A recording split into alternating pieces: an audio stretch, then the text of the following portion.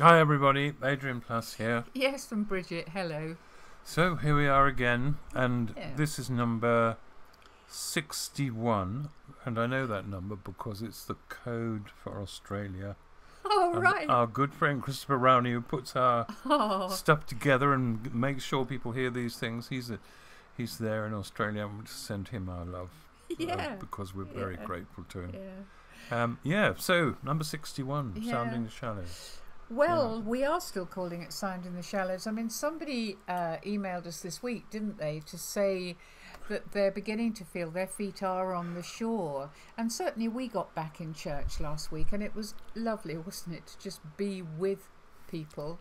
And this person was talking about how she's had friends round, she's been to some sort of celebration and all the rest of it. And we had a letter as well from someone who'd had a thing in their church garden, and there's a feeling of things beginning to wake up. What I really liked about the church reunion, I mean, people being all present in that way, was the humanity of it. Yeah. People were enjoying it. They were. weren't seeking joy or looking for God's presence. No. They were finding the joy of being together. Yeah. And something as genuine as that, Yeah. and reflecting on the fact that God, I'm sure, enjoyed it as much and more than they did, perhaps. But just seeing his children together. Yeah, it was good. Yeah. It was very good. Yeah. Yes, we had one or two interesting emails about the things we were talking about last week, didn't we? I mean, one of the things we were talking about was the worrying way, we were talking about being armchair experts and how some people who don't really know anything much about what it is to be a Christian and try and follow Jesus have a lot of opinions. Do you think we were a bit rude about them? I don't know. I hope so. I don't know. No, I don't. I know. I don't know. We did mention the fact that one of our things we find difficult personally is that people feel, we've heard people sort of feeling that it's something you might enjoy as children, but you grow out of it surely. And yeah, that was quite interesting, really, wasn't it? Someone saying that things like the Tooth Fairy and Father Christmas and Easter other things, Bunny, Easter Bunny, are things that you are popularly supposed to grow out of, and they just kind of drift away. But the difference that this fellow was saying is that actually Christianity is not like that. People do fall away. I mean, let's be completely honest about it. They really, really do. But they also come back. And well, not all of them. Not all of course, them, no. but many do, and some. In fact, a lot of people we know, perhaps would have wanted to drift away from it, and simply can't because it's in them. There's something very strange about the relationship aspect of faith that is not like those other things. Really. Whereas, I mean, I can't think of anybody I know, and certainly this person said this as well, who's taken up believing in the Easter Bunny or the Tooth Fairy later in life. Well, there may be some very odd people who have decided that they have, but no, on the whole, that's not very common. So that's really been interesting, hasn't it? Yeah. And of course, the other thing, I mean, we talked a bit about the Olympics last week, and it's still on, and we're still enjoying it, aren't we? Well, we were very fortunate, really. We went on holiday, didn't we? And we had the Olympics as our wallpaper. We did. For a lot of it. And It was good to watch, but quite nerve-wracking as well at times, wasn't it? I don't know. I felt as though there was a heightening of emotions. I don't know what you think. What do you mean, more than other other I don't Olympics, know, because we didn't have it last year when we should have done. And of course, it's always exciting. And often the excitement is kind of whipped up by the crowds watching it. And this time there are no crowds. So is it that we're watching it and therefore we feel those emotions? I don't know. Or maybe, I mean, the people who get a medal, having worked so hard, some of them, those lovely twins, the twin gymnasts, the 16-year-olds, and they've been doing all their various things in their garage and their garden. And Max Whitlock talking about having a pummel in his back garden and doing all his... So you kind of feel when they do win something extra special. Yeah. I think it might be something to do with, for me anyway, to do with this immense community of struggle that has been formed. And those athletes, suddenly, although they are elite in their own sports, we are all of us struggling very hard to, not to achieve all of us wonderful things, but to achieve something worth having and doing. And do you think that's why perhaps we feel closer to them? Do you think that's why maybe the injuries feel so much worse wherever somebody's coming from, whichever country, really? You know, somebody whose hamstring goes, or some rotten, miserable reason why they can't do the thing that they've worked so hard for. Goes too early in a sprint and that's it. That's finished. And this Olympics, I felt those things. You're right. I have felt those things much more deeply, and almost to the point of tears at times. Interesting. I think this whole thing about Simone Biles talking about her difficulty. I mean, obviously, there's a very particular difficulty with this twisties thing that I don't understand, but I can accept 100%. But it's obviously more than that. The pressure on her to be perfect. Yeah. And did you hear the guy who was commentating on the diving? No, I didn't. Talking about, well, he got gold in Rio. I think his name is Chris Mears, and he got gold in the synchronized springboard in Rio. Yeah. And he was saying, in talking about Simone Biles, he was saying all his life, ever since becoming a diver, he'd imagined getting a gold medal, and he'd thought, then I'll be happy. Then I will have got to the pinnacle of everything, and I will have that gold medal around my neck, and I will be happy. And he said he fell into the worst despair of his life, and that it lasted years. What do you think about that? Well, tell me what you think. I mean, I suppose my thinking is just that if you pin all your hopes on one thing that you might become... Well, I do know, and I think we've mentioned this before, that some people we know, a few people we know, have achieved what they wanted in their lives. They've got a job or leading something or have managed to bring things together in a particular way, and suddenly they think, why don't I feel okay? Why don't I feel the pinnacle sense of success that I thought I would? And I think for me it's something to do with knowing in your heart, and I think this 18 months has made it more clear, really, knowing in your heart that who you are is the pinnacle. If you can be what you would like to be, I think that is very well. That's very important. interesting, because that's come up quite a lot during this Olympics, of people who've decided to sort of just be themselves a lot more and accept themselves. Maybe again because of the pandemic and the postponement. Do you know that the amazing cyclist John Kenny, he was saying that after Rio he had decided to retire and just ride his bike for fun.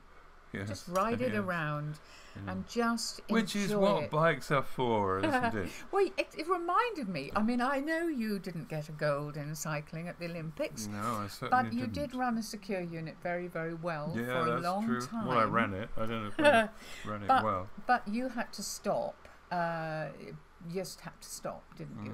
And I was remembering you and your blue bike. Yeah, it was an odd thing, really. It was just I think, especially if you don't think a great deal of yourself and you've struggled with who you are for a long time, it's really odd to suddenly be faced with the opportunity and the means of relaxing in a way you've not done, because things are taken away from you. And it's true. As you know, I bought a blue bike, and I just rode it around the town where we lived, like a child, really. And it did remind me, although it didn't actually remind me, it reminded me of how I wished things had been, which is when your parent, your father, your mother is sitting on the doorstep, and you're just pedaling around. And you don't need to talk, you don't need to say, isn't this great, or aren't we enjoying this? You just do it. But I do remember you saying that it felt as though God was sitting on the steps smiling at you while you pedalled around. It did after a while, yeah. I was up in our upstairs sitting room, and the Japanese cherry was flowering at that time, and I remember everything about it. And through that time, I did begin to like God, which is a big step forward. Sure, God was thrilled. And as I've tediously said so over and over again, I think he liked me, and I still think he does. And that makes all the difference. And it was the beginning, wasn't it, of you taking some of the pressure, not just of the work that you were doing, but of being a Christian. I mean, you wrote so much stuff at that time, didn't you? And you read, because this to me is about all that pressure that we put on ourselves, you know, whether it's to do with the Olympics, or it's just to do with following Jesus, or it's to do with just let's just hear it. Well,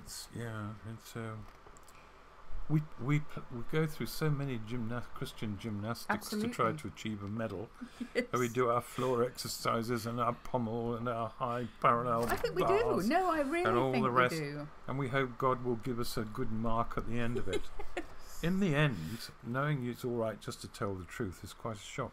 So yeah, this was actually written originally as a response to what Jesus said on the cross, my God, why have you forsaken me?" Which is, of course, is what Jesus said. On this particular day, I feel a failure. What am I allowed to wonder, Father? Am I allowed to wonder why you seem to make it all so difficult? Even as I say those words, of course, the guilt settles. Probably isn't really difficult at all. Probably it's me that's difficult. Probably because of my background and my temperament and my circumstances, it was always going to be difficult for me. But what if that's just a cop-out? What if I'm kidding myself?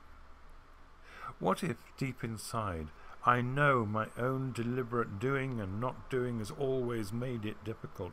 Hey, what if I'm one of those who's been called but not chosen? In that case, it's not difficult, it's impossible. And what if you don't exist at all? And death is just a sudden stumble into silence. Can you let me know if you don't exist, by the way, before Friday night, if it's all the same to you? You know, there are moments, Father, when it's so easy. It's so easy that I can't remember why it ever seemed so difficult. Those moments pass. They're valuable, but they do pass. Have you noticed how when those moments have gone, I try to walk away? I can't do it. I think I shall follow you, even if you don't exist. Even if I'm not chosen. Even if it goes on being difficult. Are you still listening? I'm so sorry to have made such a fuss. It's just that on this particular day, I feel a failure. My feet and my hands hurt, and there's this pain in my side. I wouldn't get a medal for any of that, would I? In the old dispensation that I imagined was the kingdom of God, but I might have had God say, "Well, I am really glad you're saying things to me that are true, and that we can work on." You know, even as you were reading it, Adrian, I was thinking, you know, how many of us have thought of, you know, take something like I don't know, any sport that I know nothing about. And they're looking, the judges are in a line, you know, the judges are there, whether it's the diving and they're looking for tiny things that are wrong. That's what they're looking for. That's right. I mean, we're looking at it and thinking how beautiful that is. They're looking at it, and their job is to nitpick. That's right. And I think we've kind of sometimes thought that that's what God's job is, if you like, to nitpick, you know, to look at the things where we're going There's wrong. an awful lot of talk about us becoming better people. Yeah.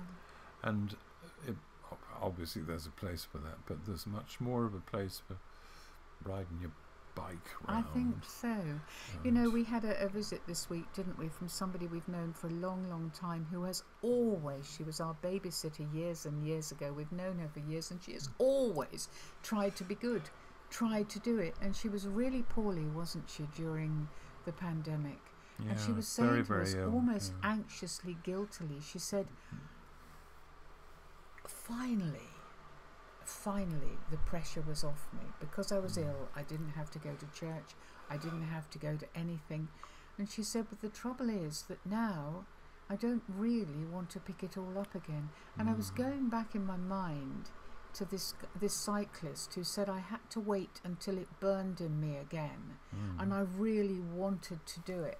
And I was thinking about us, Adrian, because, you know, we had a long sabbatical, didn't we, from church at a time when the pressure had been too great, really, for both of us. Yeah, we did. And we didn't go anywhere for a while. And do you remember, we then kind of sort of crept back into the back of the most formal service that there is in the Church of England. Well, we borrowed Anglicanism, didn't we?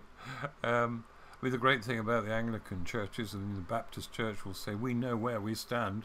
The Anglicans say, we know when we stand, and we know when we kneel, and we know when we do this, and that annoys some people. But for us at that time, what C.S. Lewis called the democracy of the Anglican church, where you know what to do. Yes. And sometimes Took all the that's pressure jolly useful. off us, didn't it? Yeah, Once we knew when to stand. That's and when right, to, that's right. But yeah, I think it was more than that. It was just allowing the words of the liturgy to sort of wash around us. Which are beautiful if you listen to them. And they are beautiful. Yeah, without thinking, do I believe every word of this? Am I feeling it? Am I doing it as best I can? And then there came a point, didn't there, where we wanted more than that, and we ended up going back into something that demanded more of us, and we were ready to join the race again. I just hasten to add that we didn't take the Anglican Church out of the library like a book. Well, we stayed in the Anglican Church for a long read time. it and then clear off, then take it back. I know we joined a more lively service that demanded more of us. Is what I meant. No, we didn't use. Yes. No, we didn't. But we no, did.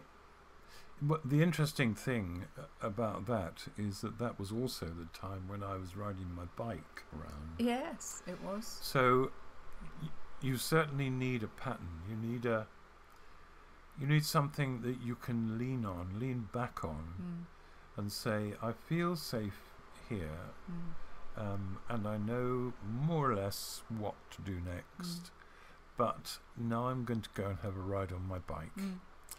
And I think that if we've learned anything over the years, and we've probably learned very little, those certainly can't still do a cartwheel. No, I don't think that's going to happen. But those two things, or that awareness, that